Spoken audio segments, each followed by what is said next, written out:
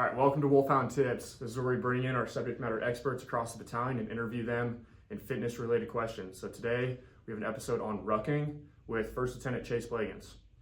So getting into your bio here, you have passed 12-mile ruck standards, which is a time of 3 hours in air assault, IBOLC, EIB, Ranger School, and RASP 2. You have the fastest 12-mile ruck time in the 25th ID during E3B with a time of 2 hours and 8 minutes. You've completed the Norwegian foot march, which is 18.6 miles in 2 hours and 59 minutes.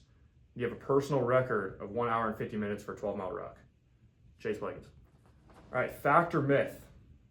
I don't have to ruck to improve my ruck times, which is implying that lifting legs, running, things like that will be enough for me to become a better rucker. Fact or myth? Yeah, to answer that question, I would say that is a fact to a certain degree until it becomes a myth.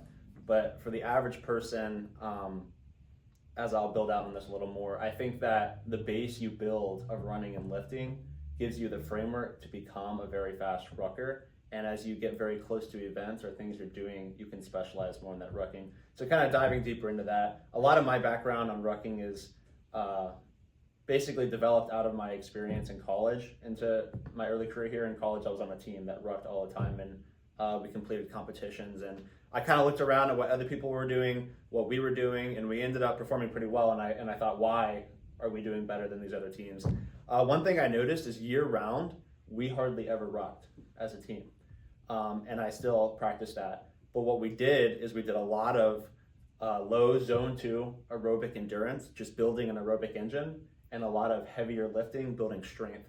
And I think that gives you a solid foundation and base of fitness that you can then build into rucking. So I kind of like to think of basically you're always like 5-6 weeks out from a really optimal performance in rucking, right? If you have that base, once you realize, hey, I have a 12-mile timed event on ruck coming up, or I have this event coming up where I'm going to need to carry heavy loads, as you get closer to the event, that's where you can start kind of specializing into the rucking, and that's where I think the only running lifting becomes a myth. You need that specialization as you get close to kind of bump yourself up to the next level. So what that can look like if I have a 12-mile ruck is throughout the year, I'm just building this base, but it's low impact. And I'm not always carrying loads on my body. But as I get closer to a 12-mile, maybe I start with a 4-mile and a 6-mile and 8-mile, and I build the volume up on my body as it gets used to rucking, and that'll kind of help push me over the edge and be faster for the event. Or for heavy events, it might look a little different, but I know we'll talk about that later, so I won't go too deep into it. Perfect. So final answer for the most part, fact. For the most part, don't need to re-rucking as much. What advice would you give to someone that needs to pass an upcoming 12 march in the next couple months? I know we hit on this a little bit. Yeah, so I'll start with the one big improve I see in most people when they're conducting their rucks. I see this tendency in a lot of people that are average and even sometimes good ruckers, and especially in the poor ruckers, is to think that if I run faster or more in a ruck, I'm necessarily going to move faster. And that's true to an extent. But where people generally lose their time as they're moving into a ruck is how fast they can walk with a ruck on. So one thing I like to think, just as a little food for thought, is let's say you and I are racing in a ruck, and you, Lieutenant Hyman, are a much faster runner than me, and you run, half of the distance we cover, and I run only 30% of the distance we cover.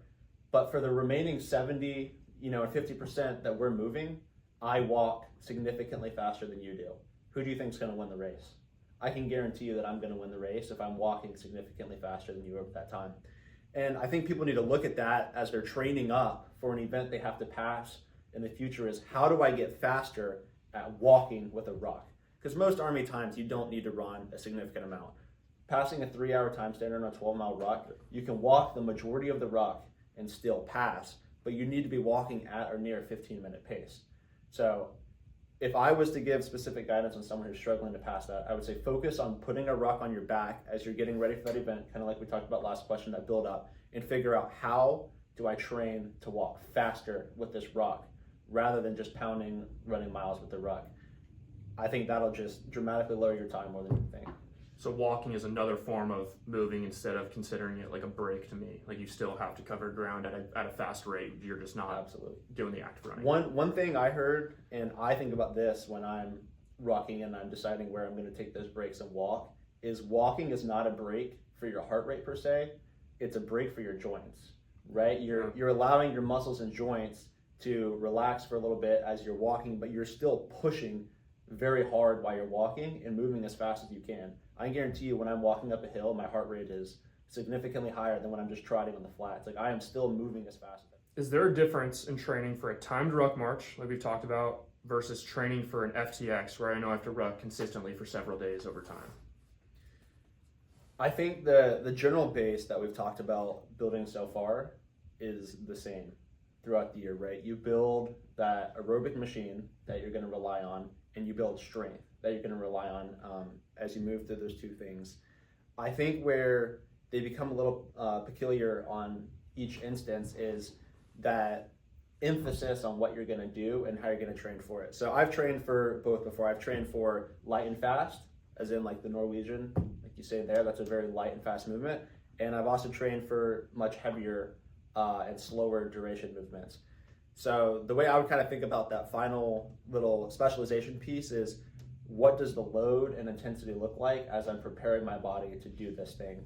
And for a 12 mile, I would argue there's no reason that you really need to put more than 35 pounds on your back, right? Even if you're going for those training walks, there's no point in overloading your body as you go for long movements and you're trying to move for speed. However, in that final stage of building for a field event that we have where somebody's been carrying 60, 70, 80, 90, up to 100 pounds on their back, it's getting your body used to carrying that weight, but for shorter movements. So very high intensity, high weight, but low distance and movements. And I don't think you really ever need to go over 55 or 60 pounds in training, but maybe that looks different for your platoon or for you individually training. Rather than carrying 35 pounds, you carry 50, 60 pounds per individual, but you move for a shorter distance and you focus on just time under load versus speed, right? Because the factor there is the time that I have this weight on my back is what is pushing that brunt down on me, not how far and fast can I move with this load. Yeah, can we hit on too? So like for the Surfix, for example, a lot of times we're doing these 12-mile runs, it's on a road, they're on trails. When we get out there in the field for these FTXs, it's uneven terrain, we're stepping over logs, we're walking up and down slippery things. Like, how would you consider that into the training for the difference between those two events? Yeah, so that's a really good point to hit on, something that we haven't talked about. There's a couple things in particular I think help a lot as you prepare for kind of the uneven movement.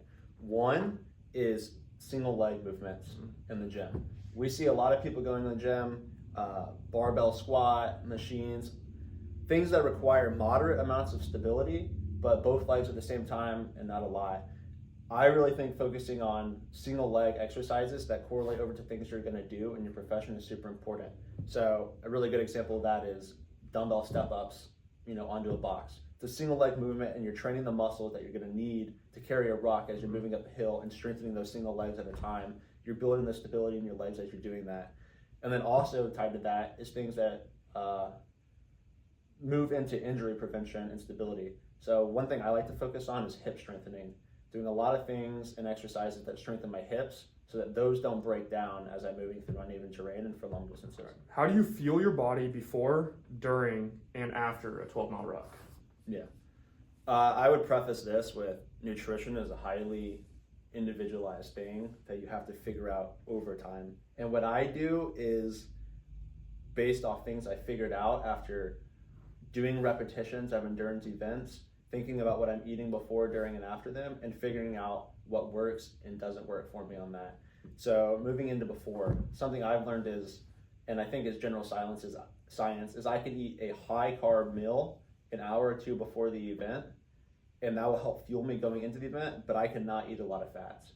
So I kind of learned the hard way that I would load up and eat like peanut butter and all this stuff and high fatty foods before I do an endurance event, thinking I was just kind of calorically loading my body. And then when I get out there, stomach issues. You can't digest that. Your body's not fueled to run off of that. So my specific meal before I go out is a giant bowl of oatmeal. I wake up, I'll eat a giant bowl of oatmeal. I may put a little bit of fats into it just to kind of give myself a little bit, but I'm really focusing on those complex carbs loading into my body. During the endurance event, I kind of think of it, I'll use a 12-mile ruck as an example of how I go through it. I think it's important to eat real food as long as you can in the endurance event. So we all see the guys who come out with a giant bag of Sour Patch Kids, and that's all they eat the entire 12-mile ruck. I think there is a time for eating the Sour Patch Kids, but it's not as you're stepping off on mile 1. What I found is once you switch to those simple sugars, there's no going back. Once your body gets used to burning that quick sugar and getting that last kick, it's really good to get that last kick at the end, but it's not good right off the bat because then you can't really swap back to the real foods as easily. So as I start, I try to rely on more whole real foods as I'm starting at the beginning, whether that's a nutritious protein bar or a goo or something that has like actual nutrients going into my body. And then we all know that last 2-3 miles of a hard 12-mile ruck, you're tanking. Your body just needs quick sugars to kind of keep you moving. That's when I break out the pack of Sour Patch Kids and I start throwing those in my body to just give me that last little kick as I'm needing to push towards the end. Mental reward too. Mental reward as well. Exactly. It doesn't hurt. The Sour Patch Kids are amazing. The fuel after, that's more important for like a field exercise, right? When you finish a 12-mile ruck in Garrison environment, sure, it's good to, as an athlete, to fuel your body, but feast, whatever. But in the field, that's where I would say you need to focus on high protein and quick carbohydrates and sugars as soon as you finish. My object of choice for that, if I have anything I can choose, is like a strawberry milk. I love to finish an event and just plow some strawberry milk into me. I'm getting those sugars into my body. They're immediately fueling into me, and I'm getting a lot of protein in. It's going to help me kind of recover and fuel for the next thing. Yeah, and then sometimes, right, we're talking about the field, you don't have that luxury, so finish a big movement, for example. I think probably the biggest thing is eat almost the entirety, if not the entirety of an MRE, like that you're given, is at some point any fuel is going to be better than just rejecting it. And then once you have the luxury of kind of choosing what you want exactly, then you can kind of eat a main meal in the MRE. Eat a main meal. Do not open the MRE and just eat the junk that comes along with it for good morale. And then once you finish that, move over and start eating the candy that you brought out to the field with you. Force yourself to open that main meal and eat it. Get some actual nutrition in your body. Explain your taper the week going into a ruck march. Yeah, so I'd say 6 to 8 days out from any training event where we're going for time or speed or something that's going to be taxing on the body. I would say that 6 to 8 day mark is where I kind of start tapering into the event. For me, this is kind of things that I figured out with trial and error as well. The best taper that I like to do is I decrease the volume of work that I'm doing, but I don't necessarily decrease the intensity of what I'm doing. And I would say that's from the 3 to the 6 to 8 day mark out. So I've had issues where I've tapered a little too much early on, and then I feel like I'm stagnant going in, or I've worked a little too hard going in. And I found that if I'm going in the gym, rather than doing a 4x8 at a high intensity and putting that taxing amount of my body, maybe I do the same weight, but I lower the reps and sets that I'm doing that weight. So my body is still being, I'm activating those muscles, I'm moving them, and I'm moving that heavy weight, but I'm doing it for a lower volume of work such that my body is able to quickly recover from what I've done. That's how I would look at the 3 to 8 day mark. And that's the same with running too. I still kind of run similarly. Where the real hard taper kind of comes in for me is about 3 days before. Usually, I generally hold hard and fast the rule of about 3 days before the event. I go for an easy run, maybe 30, 40 minutes. I'm just moving my legs, moving in zone 2, getting the blood flowing, getting some movement. 2 days before the event, that's usually where I swap over to something non-impact. I might hop on a bike for 30 minutes, 45 minutes, same thing. I'm keeping the blood flowing, I'm keeping my body moving, fresh, able to go. A day before, I'm resting. I'm gonna walk around, I'm not gonna be completely stagnant and move, but I'm letting my body just be fully recovered and ready to go, and then I'm ready to hit it on the actual competition day. Love it. So tapering does not mean rest for a week going into it. No. Kind of decrease that intensity that we're talking about, decrease the impact closer to, and then actually giving yourself that adequate day before of resting, doing anything you need to do mobility-wise. Finish it with a fun one here. What do you think about on your rucks when you're moving that fast? I think that we all go through different stages of things that we're thinking about while we're rucking. Because rucking, that's a long event. And I think for me, it differs in what the event is and what my position is, right? So if we're in a field environment and I'm moving as the platoon leader, it's pretty easy for me to stay occupied because I'm thinking about what the next thing that we're doing is. I'm thinking about how the platoon needs to move. Just think about your job. Exactly. I'm thinking about my job and focus on things that need to happen. And that's typically when rucking is the easiest for me because I'm not worried about myself and I'm worried about everything else going on around me.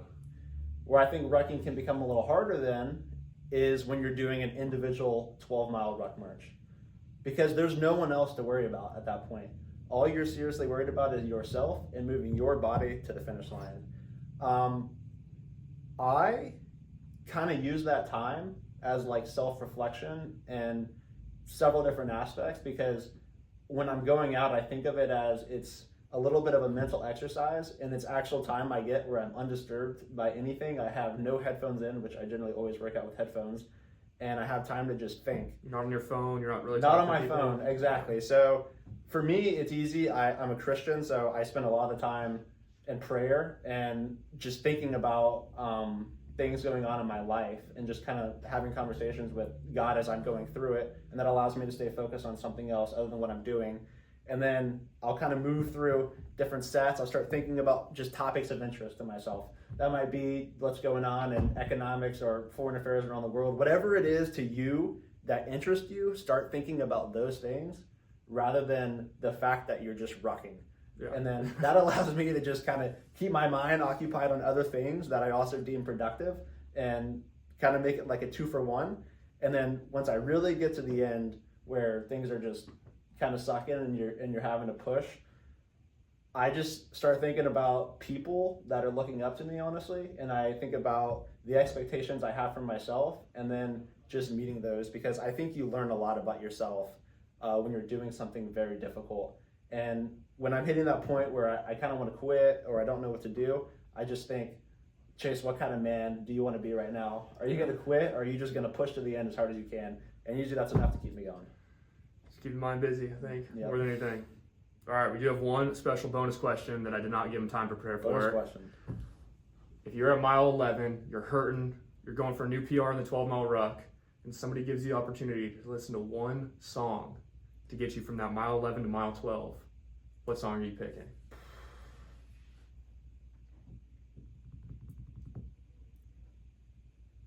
There's one song that I always answer questions like this to that just puts me in a good mood. Homegrown by Zach Brown Band.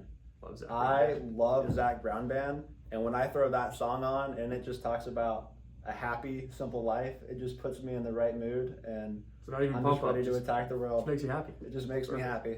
Awesome. Well, Chase, we appreciate it. Appreciate it. Thanks for your time. Good luck to everybody out there trying to get better at rucking. We wish you the best, and feel free to reach out with any questions.